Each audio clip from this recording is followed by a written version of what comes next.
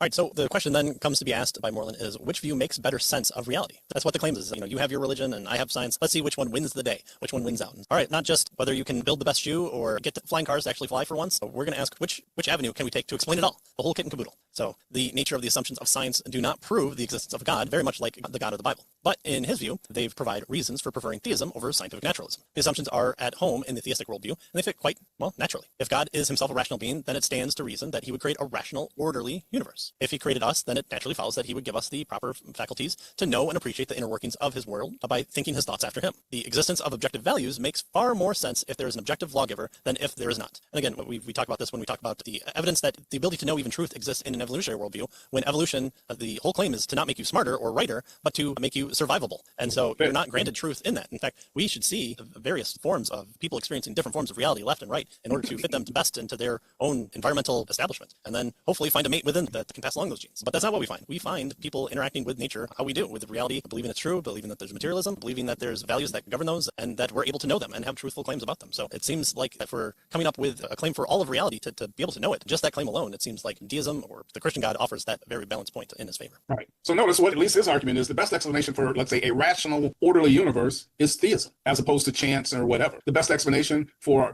our cognitive faculties being able to do what they do is theism. Right? We're thinking God's thoughts after. The best explanation for moral values, objective moral values, he says, is theism. And so again, he thinks that given these things, the theistic position is superior in terms of the best explanation. He says if we begin in the beginning, there was the logos, then we have reasonable explanations for these various assumptions. But he says if we begin with in the beginning were the particles or plasma or strings or whatever, it is hard to see how these assumptions could have obtained. And so for at least these reasons, he believes the rational person must reject weak scientists. Right. So it's not so much the claim of science as you were putting your hand up, but it's those assumptions underneath that build it up. Well, let's take a step back and talk about the assumptions, and then let's figure out the structure of an atom. In fact, maybe people that hold to a understanding that God has created the universe might be curious in what fashion he's created the universe, and maybe there's going to be some sort of revolution of a scientific nature that comes about as a result of a group of people that believe those and come about and build it up, and then other people come along after those men have made that scientific revolution and take credit for it because everyone else is dead and they've taken over the institutions that those men built up. Obviously that can never happen, but in our sci-fi world, maybe that would be a story for somebody to tell.